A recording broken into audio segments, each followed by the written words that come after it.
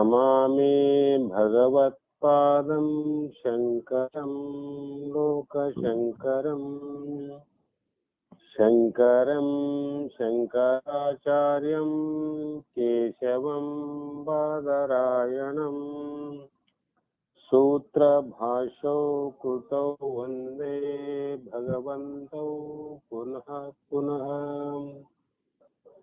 ಶ್ರೀ ಸದ್ಗುರು ಸಿದ್ಧಾರೂಢ ಸ್ವಾಮಿಗಳ ಪಾದ ಪದ್ಮಗಳಿಗೂ ಆರೂಢ ಜ್ಯೋತಿ ಶಿವಪುತ್ರ ಮಹಾಸ್ವಾಮಿಗಳ ಶ್ರೀಪಾದಕ್ಕೂ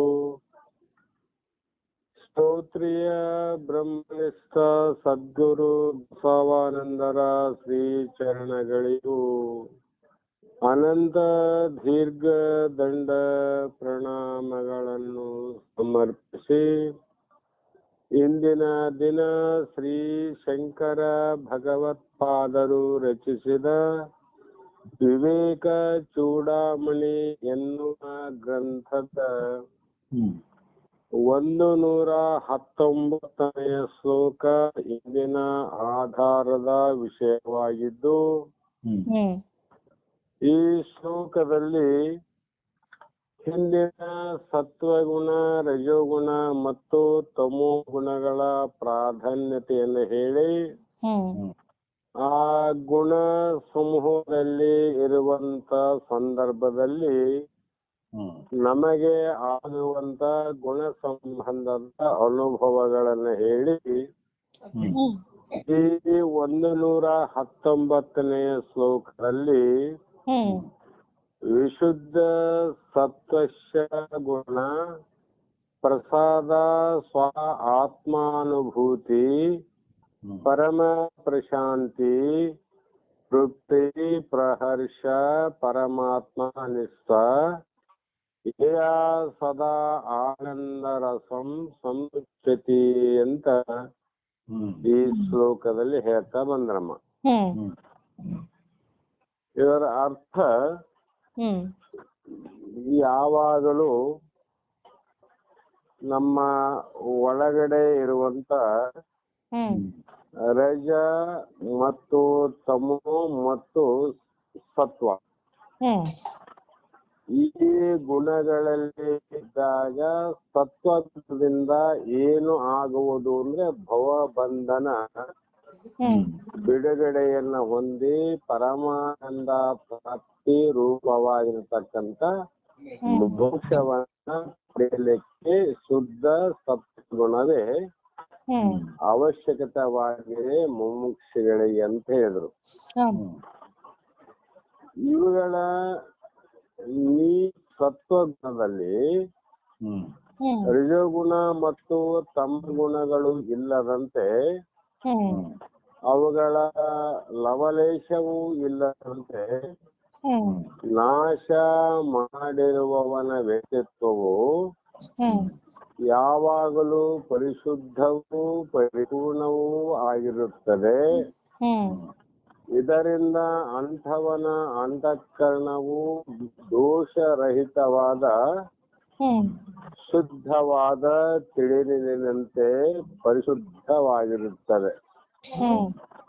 ಇಂಥ ಒಂದು ದೋಷರಹಿತವಾದ ಪಾಪರಹಿತವಾದಂತ ಸಾತ್ವಿಕ ಗುಣವುಳ್ಳವನ ಸ್ಥಿತಿಯನ್ನ ಯಾರು ಮುಟ್ಟುತ್ತಾರೆಯೋ ಅಂತವರಿಗೆ ಆತ್ಮ ಐಕ್ಯತೆಯನ್ನ ಸಾಧಿಸಿ ಅವರಿಗೆ ಶಿವ ಜೀವರ ಐಕ್ಯತೆಯನ್ನ ಸಾಧಿಸಿ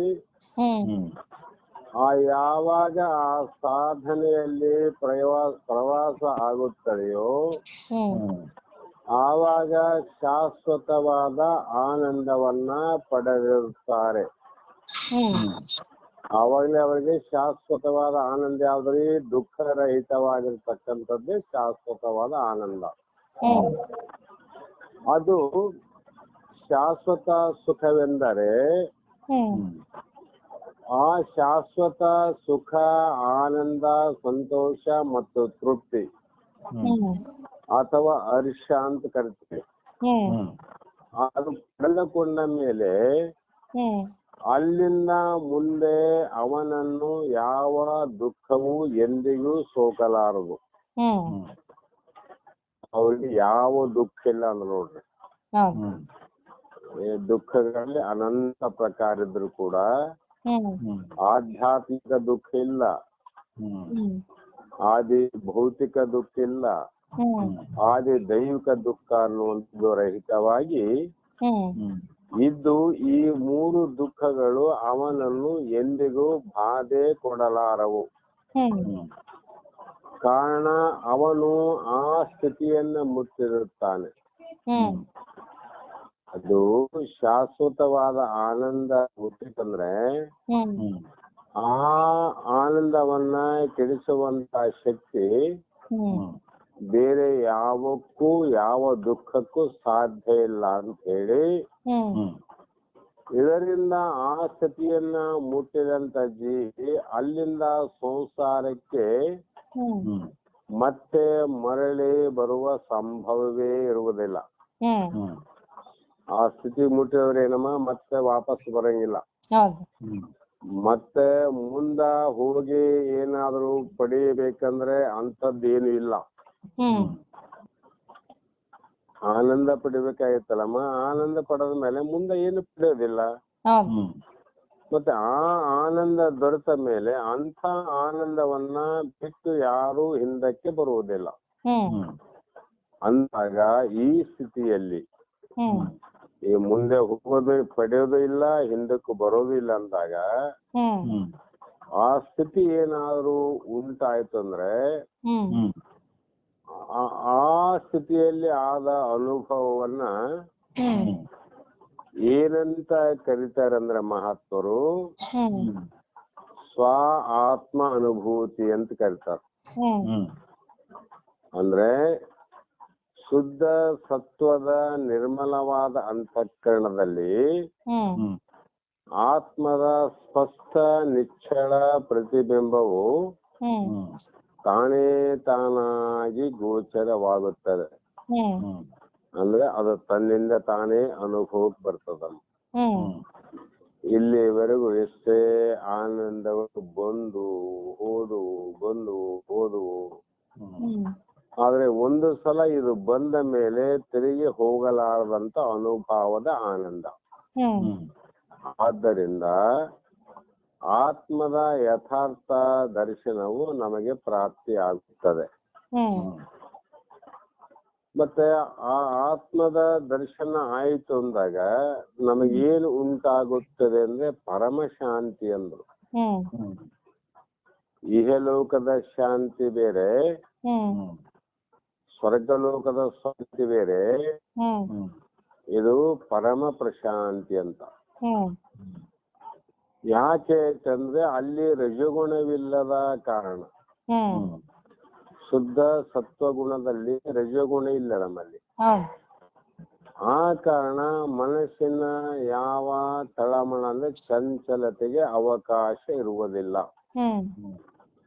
ರಜಗುಣ ಕೂಡಿದಾಗ ಮಾತ್ರ ಚಂಚಲ ಆಗ್ತಿತ್ತು. ರಜಗುಣ ರಹಿತವಾದದ್ದೇ ಸತ್ವಗುಣ. ಹಾಗಾಗಿ ಅವರ ಮನಸ್ಸಿನ ಚಂಚಲತೆ ಕಡಿಮೆ ಆಗ್ತದೆ.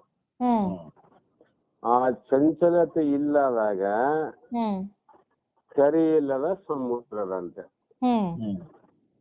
ತೆರೆ ನಿಶಬ್ದವಾದಾಗ ಆ ಸಮುದ್ರ ಎಷ್ಟು ಶಾಂತಿ ಇರ್ತದಂದ್ರೆ ಅದು ನೋಡಿದವರಿಗೆ ಗೊತ್ತು ಅನುಭವ ಸಮುದ್ರ ಎಷ್ಟು ಶಾಂತಿ ಆಗ್ಯದ.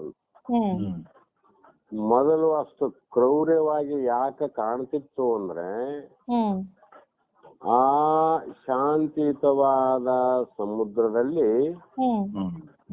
ಗಾಳಿಯ ಹೊಡೆತದಿಂದ ಅದರಲ್ಲಿ ತೆರೆಗಳು ಉತ್ಪತ್ತಿಯಾಗಿ ಆ ಸಮುದ್ರದ ಪ್ರಶಾಂತಿಯನ್ನ ನಾಶ ಮಾಡ್ತಿತ್ತು.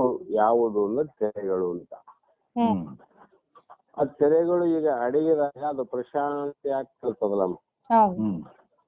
ಅದರಂತೆ ಮನಸ್ಸಿನಲ್ಲಿ ರಜೋಗುಣ ರಹಿತವಾದಾಗ ಅಲ್ಲಿ ರಜೋಗುಣದ ಪ್ರಭಾವ ಏನಂದ್ರೆ ಹ್ಮ್ ಅನಂತ ರೀತಿ ವಾಸನೆಗಳಿಂದ ವಿಷಯ ಆಸಕ್ತಿಯಿಂದ ಏನೇನೋ ಕೆಲಸ ಮಾಡ್ತಿತ್ತು.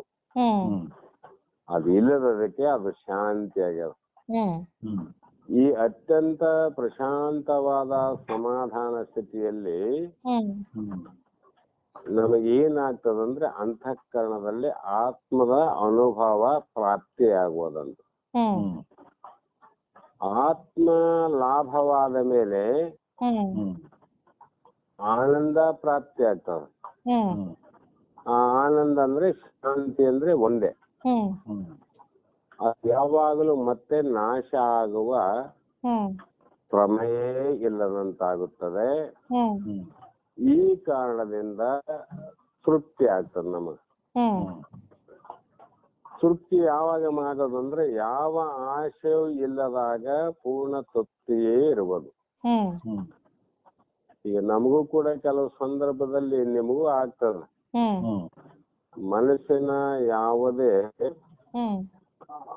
ಅನುಕೂಲಕ್ಕಾಗಿ ಪ್ರತಿಕೂಲಕ್ಕಾಗಿ ಯೋಚನೆ ಮಾಡುವಂತ ಸಂದರ್ಭ ರಹಿತವಾದಂತ ಸಮಯದಲ್ಲಿ ಮನಸ್ಸು ನಿಮಗೆ ಶಾಂತಿ ಆಗಿರ್ತದೆ. ಯಾಕಾಯ್ತ್ರಿ? ಆಸೆ ಇಲ್ಲ ಅಂತ. ಮತ್ತೆ ಆಸೆಯಿಂದಲೇ ಅತೃಪ್ತಿ. ಆ ಅತೃಪ್ತಿ ಆದಾಗ ಇಲ್ಲದನ್ನ ಪಡೆಯಬೇಕೆಂಬ ಬಯಕೆ ಆಗ್ತದೆ. ನಮಗೆ ಯಾವಾಗ ಬಯಕೆ ಆಗೋದಂದ್ರೆ ಆಸೆ ಆದಾಗ. ಆಸೆಯಿಂದ ಮನಸ್ಸಿಗೆ ಅಶಾಂತಿ ಆಗ್ತದೆ. ಅಶಾಂತಿ ಯಾಕಾಯ್ತು ಅಂತ ಮತ್ತೆ ಯಾವ್ದನ್ನ ಹುಡುಕ್ತಿವಿ. ನಮ್ಗೆ ಇದು ಇಲ್ಲ ಅದಕ್ಕೆ ಅಶಾಂತಿ ಆಯ್ತು, ಇದು ಇಲ್ಲ ಅದಕ್ಕೆ ಆಗಿರಬಹುದು ಅಂತ ವಿಚಾರ ಮಾಡಿ ಆ ಇಲ್ಲದ ವಸ್ತುವನ್ನ ಪಡೆಯಬೇಕೆಂಬ ಬಯಕೆ ಅಥವಾ ಇಚ್ಛೆ ಆಗ್ತದೆ. ಆದ್ರೆ ಈ ಬಯಕೆಗಳು ಕಾಮನೆಗಳು ಇದ್ದಾಗ ನಮಗೆ ಸಂತೋಷ ಅನ್ನುವಂಥದ್ದು ಯಾವಾಗಲೂ ಇರುವುದಿಲ್ಲ. ಹೀಗೆ ಅದು ಬೇಕು ಇದು ಬೇಕೆಂಬ ಆಸೆ ಅಪೂರ್ಣತೆಯೇ ಸಂಕೇತ ಅಂತ. ನಮಗೆ ಬೇಕು ಅನ್ನುವುದೇ ಬಡವ, ಸಾಕು ಅನ್ನುವುದೇ ಶ್ರೀಮಂತ ಅಂತ ಶಾಸ್ತ್ರ. ಇಂಥ ಆಶಾರಹಿತವೇ ನಮಗ ಆನಂದ ಕೊಡ್ತದ ನೋಡ್ರಿ. ಆಗ ಅಲ್ಲಿ ರಾಜಸ ಗುಣವು ಇಲ್ಲದಿರುವುದರಿಂದ ಇಲ್ಲಿ ಏನು ಅರ್ಥ ಮಾಡಬೇಕು ಮುಖ್ಯವಾಗಿ ಶಾಸ್ತ್ರದ ಗುರಿ ಅಂದ್ರೆ ಶುದ್ಧ ಸಾತ್ವಿಕ ಗುಣದಲ್ಲಿ ಈ ರಜೋಗುಣ ಅನ್ನುವಂಥದ್ದು ಇಲ್ಲದೆ ಇರುವ ಕಾರಣ ಆ ಮನಸ್ಸಿನ ಕ್ಲೇಶ, ಆಸೆ, ಅಪೇಕ್ಷೆ ಯಾವುದೂ ಇರದು. ಆ ಕಾರಣ ಅಲ್ಲಿ ಇರುವುದು ಸಂಪೂರ್ಣ ತೃಪ್ತಿ ಅಂದ್ರವ್ರು. ಬರೇ ಆನಂದ ಇರ್ತದ. ಕಾರಣ ಏನಂದ್ರೆ ಶುದ್ಧ ಸಾತ್ವಿಕ ಗುಣ ಬೇಕಂತ. ಈ ರೀತಿ ಆ ವ್ಯಕ್ತಿಗಳಿಗೆ ಭಗವಂತನಲ್ಲಿ ದೃಢವಾದ ವಿಶ್ವಾಸ, ಭಕ್ತಿ ಮತ್ತು ನಮ್ಮ ನಿಜ ಸ್ವರೂಪವನ್ನು ನಾವು ಅರಿಯದೇ ಇರುವುದರಿಂದ ನಮ್ಮ ವ್ಯಕ್ತಿತ್ವವು ಹೊರಗಿನ ವಸ್ತುಗಳಲ್ಲಿ ಸುಖ ಸಂತೋಷಗಳನ್ನ ಹುಡುಕುವುದರಲ್ಲಿಯೇ ಸಂಪೂರ್ಣವಾಗಿ ಇಡೀ ಆಯುಷ್ಯದಿಂದ ಮಗ್ನರಾಗುತ್ತೇವೆ. ಕಾರಣ ಏನಮ್ಮ? ನಮ್ಮಲ್ಲೇ ಅಂಥ ಪರಮಾನಂದ, ತೃಪ್ತಿ, ಪರಮಶಾಂತಿ ಆಗುವುದನ್ನ ಪ್ರಯತ್ನ ಮಾಡಲಾರದೆ ವಿಷಯ ವಸ್ತುಗಳಲ್ಲಿಯೇ ಸಂತೋಷಕ್ಕಾಗಿ ಕಾಲವನ್ನೇ ಕಳೆದು ಬಿಡ್ತೀವಿ. ಈ ಪ್ರಯತ್ನಗಳೆಲ್ಲವೂ ಎದರಿಂದ ಅಂದ್ರೆ ದೇಹ, ಮನಸ್ಸು, ಬುದ್ಧಿಗಳ ಮೂಲಕ ಅವುಗಳ ಮಟ್ಟದಲ್ಲೇ ನಡೆಯುವ ಒಂದು ಅದ್ಭುತವಾದ ಕ್ರಿಯೆ. ಕ್ರಿಯೆ ಅಂದ್ರೆ ಒಂದು ಕೆಲಸ, ಕೆಲಸ ಅಂದ್ರೆ ಒಂದು ಕರ್ಮ ಅಂತ. ಆನಂದಕ್ಕಾಗಿ ದೇಹ, ಆನಂದ ಪಡೆಯುವುದಕ್ಕಾಗಿ ಮನಸ್ಸು, ಆನಂದವನ್ನ ನಿಶ್ಚಯ ಮಾಡುವುದೇ ಬುದ್ಧಿ. ಇವುಗಳಿಂದ ಪ್ರಯತ್ನ ಮಾಡುವಂತ ಕರ್ಮಕ್ಕೆ, ಕ್ರಿಯೆಗಳಿಗೆ ಒಳಗಾಗ್ತೀವಿ. ಆದರೆ ಅವುಗಳನ್ನ ಅತಿಕ್ರಮಿಸಿದಾಗ ಹೊರ ಜಗತ್ತು ಮತ್ತು ಒಳ ಜಗತ್ತು ಎರಡೂ ಮಾಯವಾಗಿ ನಮಗೆ ಅಲೌಕಿಕ ಅನುಭವವು ಗೋಚರಕ್ಕೆ ಬರುವುದು. ಯಾವಾಗಮ ಶುದ್ಧ ಸತ್ವ ಗುಣದಿಂದ ಹೊರಗಿನ ವಿಷಯಾದಿಗಳೇ ತುಂಬಿದ ಅನಿತ್ಯ ವಸ್ತುಗಳಿಂದ ತೋರುವ ಜಗತ್ತನ್ನು ತೋರಂಗಿಲ್ಲ. ಒಳಗಡೆ ಇರುವಂತ ಮನಬುದ್ಧಿ ಚಿತ್ತ ಅಹಂಕಾರಗಳು ಕೂಡ ಅವೆಲ್ಲವೂ ಅವುಗಳ ಕ್ರಿಯೆಗಳು ಸ್ತಬ್ಧ ಆದಾಗ ನಮಗೆ ಒಳಗಡೆ ಅವ್ಯಕ್ತವಾದಂತ ಆನಂದ ಪ್ರಾಪ್ತಿ ಆಗ್ತದೆ ನೋಡ್ರಿ. ಅದು ತೋರಂಗಿಲ್ಲ, ಆದ್ರೆ ಅದು ಅನುಭವ ಆಗದೆ ಬಿಡುವುದಿಲ್ಲ ಅಂತ. ಈ ರೀತಿ ಎರಡು ಮಾಯವಾಗಿ ನಮಗೆ ಅಲೌಕಿಕ ಅನುಭವ ಗೋಚರಕ್ಕೆ ಬರ್ಬೋದು. ಒಳಗಾಗದ ಆನಂದ ಎದರಿಂದ ಜಗತ್ತಿನಿಂದಲ್ಲ, ಹೊರಗಿನ ಜಗತ್ತು ತೋರುವ ವಿಷಯಗಳಿಂದ ಉತ್ಪತ್ತಿ ಆದದ್ದಲ್ಲ. ಯಾಕಾಯ್ತು ಹೀಗೆ ಅಂದ್ರೆ ಅಲ್ಲಿ ಆ ಸ್ಥಿತಿಯಲ್ಲಿ ರಜಸ್ತಮೋ ಗುಣಗಳು ಅದೃಶ್ಯವಾದಾಗ ಅಲ್ಲಿ ಏನಾಗ್ಯವ, ರಜೋಗುಣ ಮತ್ತು ತಮಗುಣ ಅದೃಶ್ಯ ಆಗ್ಯವಂತ, ಅವು ಇಲ್ಲ ಅಂತ ಅರ್ಥ. ಅದಕ್ಕ ಸತ್ವಗುಣದ ಪ್ರಕಾಶದಲ್ಲಿ ಜೀವವು ಆತ್ಮ ಸಾಕ್ಷಾತ್ಕಾರವನ್ನ ಪಡೆದು ಆ ಜೀವನು ಅದರ ಪ್ರಕಾಶದಲ್ಲಿ ಆನಂದದಲ್ಲಿ ಜೀವನು ಲೀನವಾಗುವನು. ಹಾಗೆ ಆತ್ಮಾನುಭವವು ಒಂದು ಸಲ ಆಯಿತಂದರೆ ಸಾಕು. ಹೀಗೆ ಇದು ಬಹಳ ನಿರಂತರವಾಗಿ ಆಗಬೇಕಂತ ಏನಿಲ್ಲಮ್ಮ.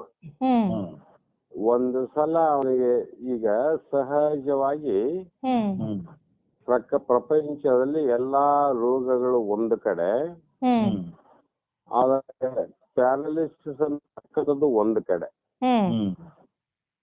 ಇವು ಅನಂತ ರೋಗಗಳು ಎಷ್ಟೋ ಸಲ ಜೀವನದಲ್ಲಿ ಆಯುಷ್ಯದಲ್ಲಿ ಬರ್ತಾವ ಹೋಗ್ತಾವ. ಎಷ್ಟೋ ಸಲ ನೆಗಡಿ ಬಂದದ, ಎಷ್ಟೋ ಸಲ ತಲೆನೋವು, ಹೊಟ್ಟೆ ನೋವು, ಜ್ವರ ಇವೆಲ್ಲ ಬರ್ತಾವ, ಮತ್ತೆ ಸರಳವಾಗಿ ಹೋಗ್ತಾವ.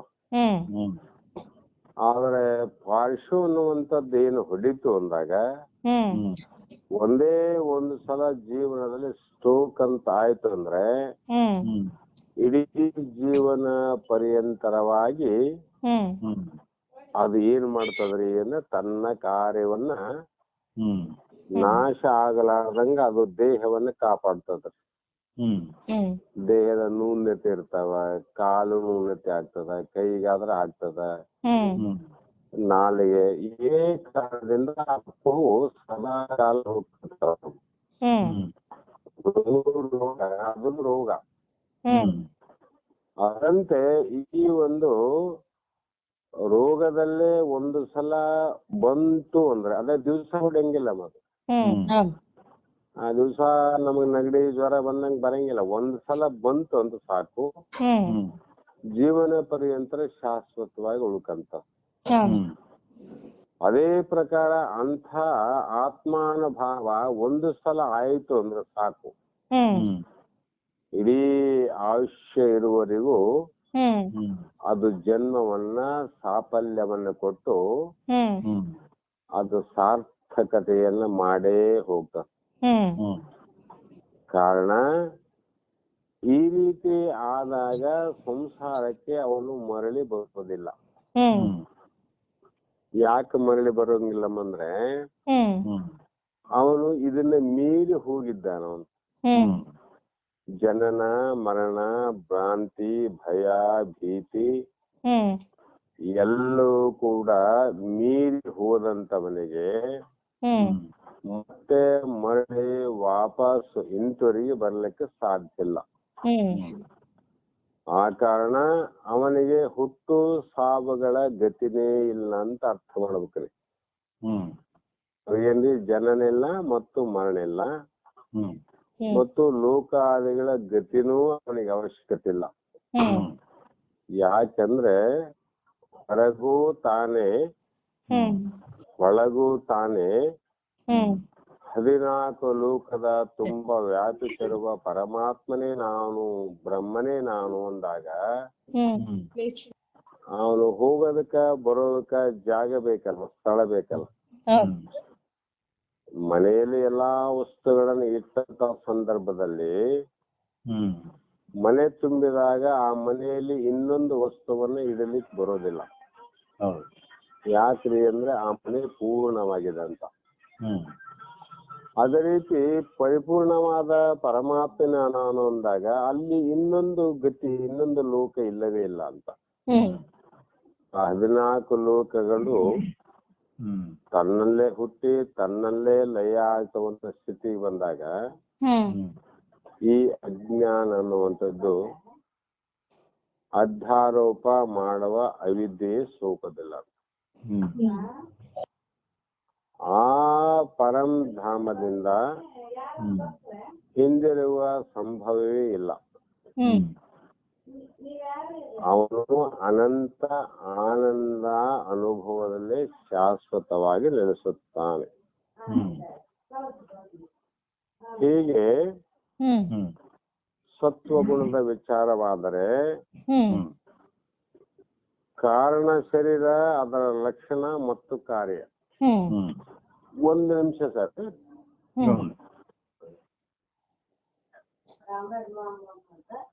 ಅಷ್ಟೇನಾ?